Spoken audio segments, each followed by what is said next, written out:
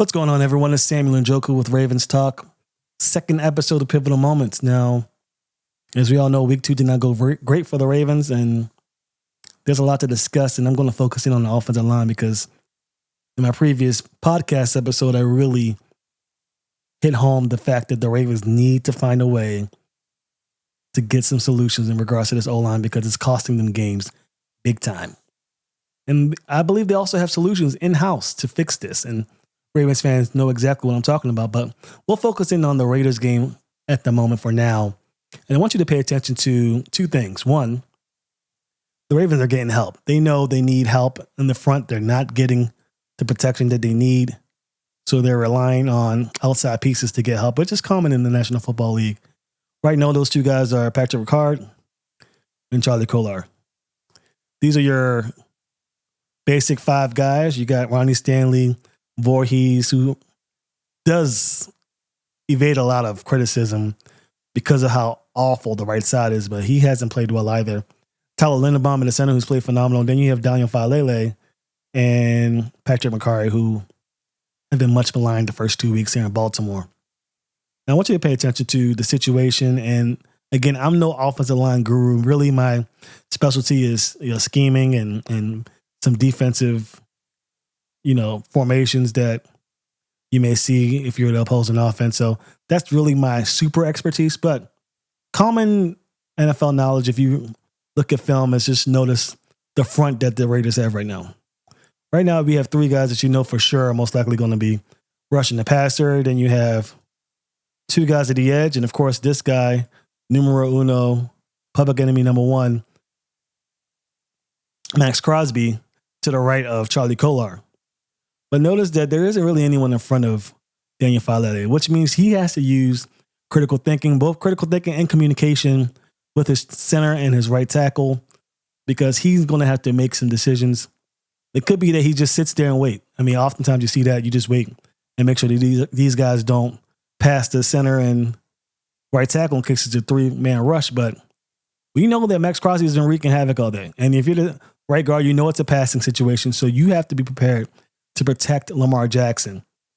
Right now, Max Crosby is in vicinity of Charlie Kolar. You know Charlie Kolar is praying that this isn't a bull rush because, I mean, as good as Charlie Kolar is blocking, that's a very, very successful pass rusher in his face. But if you're Falele, you have to assume that either a blitz is coming from here, or a stunt, which Falele has struggled with in the past. Let's run the tape and see what happens. They motion Patrick Ricard and just sack. And you cannot have that. And you could tell right away that Lamar Jackson was surprised by how fast that pressure came to him. I mean, timing that looks like 4 seconds from the snap of the ball to when he actually got sacked. Now let's pause it when the snap starts and look at what exactly went wrong. Motion, snap. Okay. Charlie Kolar goes right at the 41. Which means that Patrick Ricard potentially has to guard against Max Crosby. But there is a stunt. Now remember, we mentioned Daniel Falele needs to be prepared for the stunt. Right now, Daniel believes his job is to primarily double team the right end of this defensive front, but he needs to pay attention to where is Max Crosby? Where is Crosby? Patrick McCarry is blocking the right end. So you have to assume, if you're the guard, that Max Crosby is either giving a free release to Lamar Jackson and McCarry missed his assignment, or that a stunt is coming, something that he struggled with in the past. Let's go ahead and take a look at what happened. And we know what happens. Boom. Let's step it back a little bit because I want you guys to see exactly where the mistake happened. Stunt. Right here, Falele needs to disengage and go right at Crosby. By the time he has a chance to, it's too late. He gets maybe an arm, half an arm at Crosby, and that's all she wrote. Crosby's going to beat that 11 times out of 10.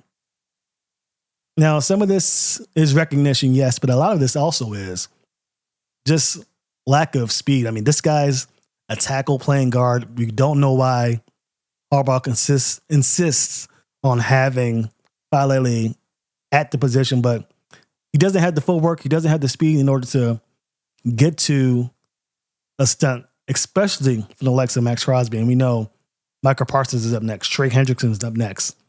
Von Miller is up next. So then something needs to change. This was a bad decision for the Ravens to have him out there. And, play-wise, it didn't look great. Okay, let's look at another play. This time the Ravens are trying to establish the run, get things going. We got Lamar Jackson under center. I mean, usually he's in shotgun, but now with Derrick Henry trying to appease to his strengths, you got Lamar Jackson in the center. Max Crosby again, lurking, this time between the help and Mark Andrews and Isaiah Likely. To the left, to the right, I should say, of Patrick McCarry and Daniel Falele. Daniel Falele this time has the guy in front of him. So this is a situation in which this might not be on Daniel Falele. In fact, I know for a fact it's not. We'll take a look and see how this play transpires.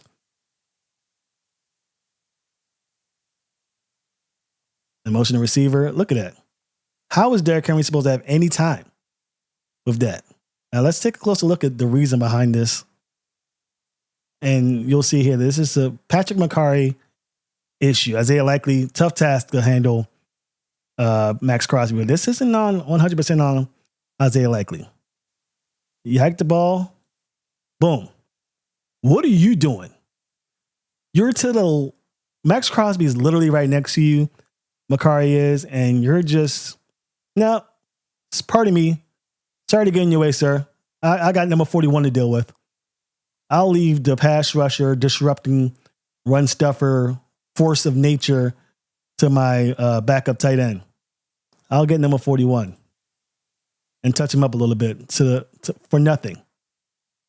No effect on the play whatsoever. But Max Crosby, to his credit, I mean, boy, this play wasn't even designed to go his way. He squeaks by and makes a huge play. But this is what I'm talking about.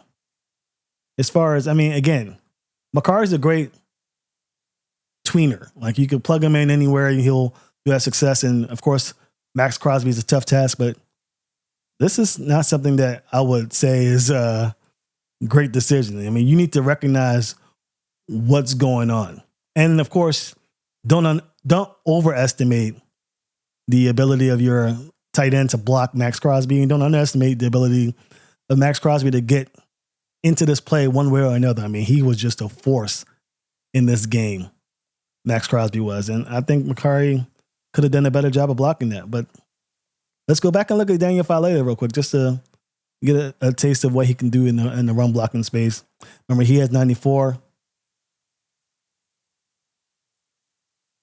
He holds it up pretty well. He's not really a guy to move the blocker away. He's not going to push you away, but he did stabilize and keep him from disrupting the play. So shout outs to Falele, but Max Crosby found a way to disrupt it anyway. And that's, again, the right side. Again, we're not just piling on Falele here. Patrick McCarry is another guy who the Ravens would be wise to get an upgrade for, to shore those up, as Micah Parsons, as you mentioned, and Trey Hendrickson are incoming to wreak havoc. Now, it's not all bad, and I don't want to focus in on the negatives. And there are things that I see on film that lets me know this is what the Ravens envision for Daniel Falele. But I will note that in this play, we have Rosengarten here.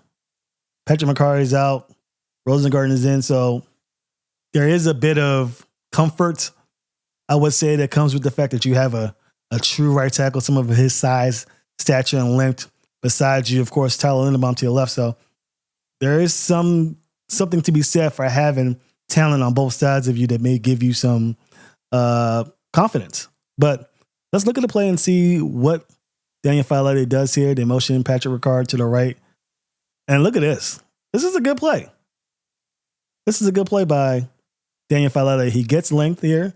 Rosengarten obviously does what he's supposed to do and goes after 41 to give Derrick Henry some room. But Daniel Falele moves him out the way a little bit. Of course, you'd love to see him push, but by design, Daniel Falele is probably trying to slide him as far away from Derrick Henry as possible, when he does that job, I think, to perfection. So good job by him. Of course, there wasn't a lane or hole for Derrick Henry to run through, and he ended up having to do a slight cutback to get a few extra yards. But that's not on Falele. He did his assignment very well. Let's watch this whole play from start to finish just to get an idea of how this ended up and take a peek at who you'd like as far as this. Now let's take a look, because I just noticed something that I didn't necessarily see the first time I watched this prior to recording. Let's look at Andrew Voorhees here. We mentioned something along this effect of, what do you do when there's not a guy in front of you if you're a guard? And the answer probably in his case is to attack the foremost guy, the guy that is in front of you that may affect the play. I think at the line of scrimmage, you assume that Tyler Linderbaum's going after this guy. And as the guard, and you're trying to get to the second level to give Derrick Henry some room to push, your job is to go after the Mike linebacker or whatever defender is in front of you. So that's what ends up happening here. Voorhees makes the correct read. He goes after the right guy, but if you watch the play, you see he can't get there fast enough. Look at the separation. Now, is this all on Voorhees? No, I can't put that on him. But what I can say is this is a phenomenal play by number 5 to get to Derrick Henry afterwards. But maybe get some push this guy out the way a little bit. Let's see how this play develops. He tries. He doesn't get there in time. I think if he gets some push, it's maybe a little bit more yardage, but I don't know. You can't really fault Voorhees on that, but it's something to take note of as you see these guys trying to develop. Voorhees, I think PFF says that he struggled a little bit more than Daniel Falele, and maybe there's some credence to that, but I still say that you shore up this right side of the line, and the focus as far as weakness primarily squares in on Voorhees, and you can scheme your way out of that. There are ways to mask your weak link. The Ravens have done it for years, but 3 guys, that's quite the task. All right, I know we focused in on Rosengarten a little bit in the last clip, but I wanted to focus this whole clip on Rosengarten. I don't want you guys to pay attention to anything else. If you want to come back and look at it a little bit and look at other guys, of course, as you get your acumen for a film study, go right ahead. But for this first time look through, I want you to focus in on the fact that we have Rosengarten, who is taking the place of Makari, next to Daniel Falele and company. But look at this guy. This is the guy I want to focus in on. He's been wreaking havoc all day. We saw him do it in the run play as well as the pass play, getting that sack on Lamar Jackson. Now we have him one-on-one with a rookie. Oh boy, doesn't seem like a good idea. Something that I believe John Harbaugh and company have tried their best to get Rosengarten away from, but the situation is called for it. You're going up against Max Crosby. How do you do after having a failed attempt against Chris Jones? Let's take a look. Ball snap. Look at that. Look at that. Go get him, boy. Crossbody throw to Zay Flowers. Of course, no guy between 5, 6, 7 yards of Zay Flowers, so I guess it's an okay throw, but you don't want to see your quarterback throw across your body. Big play, but we're focusing in on the big fella, Rosengarten, rookie, number 70. 98's been wreaking havoc all day. You don't want him to get to your quarterback. You need this play. Look at that. Of course, Max Crosby gets free, but your job as a rookie rookie right tackle is to guard one of the greatest pass rushers in the game today. And that's what you come up with? Look at this. Look at this. No savvy terminology, no yellow marker. I just want you to watch the brilliance and the potential of Rosengarten here. If you're a Ravens fan, you want this guy on the field against Micah Parsons. You want him there against Von Miller, Trey Hendrickson. No offense to the other guys, but you bring Rosengarten here for a reason. This is it. Boom. Look at Falele a little bit. I mean, I know we weren't going to mention it, but he got the inside look and Lamar had to evade, do what he does, but he doesn't have to worry about that within the first 5 seconds of play with Rosengarten and Max Crosby. Rosengarten has his back. You love to see it. Lamar escapes. Free range. He sees this guy going through, and then we're not doing much of passing concepts here, but this guy's covered with number 5 there. Lamar notices that, but still, plenty of protection by your right tackle.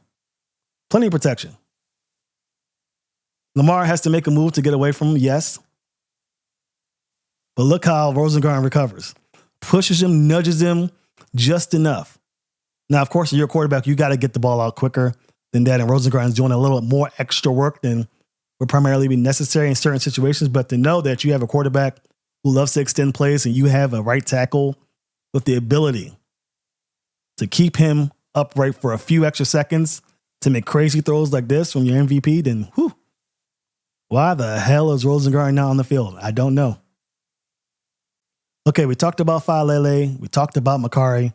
We got a taste of what could be with Rosengarten and how he was excellent in his matchups against Max Crosby. Let's focus in on the guy who I believe could supplant Daniel Falele and with Rosengarten could really put some stability into that right side of the offensive line, and that's Ben Cleveland. Ben Cleveland, of course, hasn't gotten any playing time, rarely in preseason even of this year. I had to go back to last year when he was a starter at right guard against the Ravens. With the Ravens against the Dolphins, and we saw what he was able to do with the help of his linemen. The Ravens were able to beat the Dolphins pretty handedly. But let's take a look at what Ben Cleveland does, what we expect from him if he were to get that opportunity at right guard again. You see here, Lamar Jackson under center. We say he doesn't go under center a lot, but he was under center last game. Hands it off. Look at Ben Cleveland moving those bodies. Well, that one body with the help of Tyler Linderbaum. Let's look at it again here. Tyler Linderbaum, Ben Cleveland, one defender. We talked about it. What do you do in this situation if you're a center and guard with one guy and you notice a run play to your side? You bull rush. You push those guys away, and that's what these guys do. Look at this. Look at this movement. Not only does Tyler Linderbaum double team this guy, he takes him with him. Of course, this guy's trying to leak over and get to Gus Edwards, and that's what he does. But man, look at where these guys are. When's the last time you've seen Daniel Falele anywhere but right here, or maybe out here, getting pushed back? This is what we see.